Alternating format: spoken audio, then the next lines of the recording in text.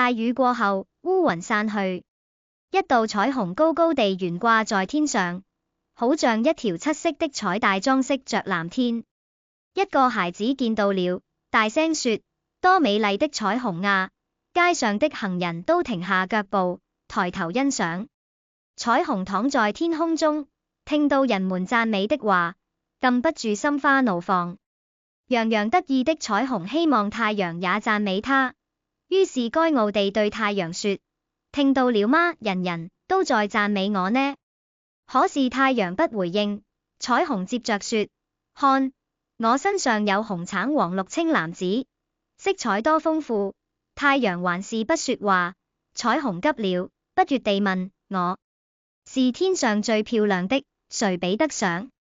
太陽只是微微一笑，慢慢從西邊落下，遠去了。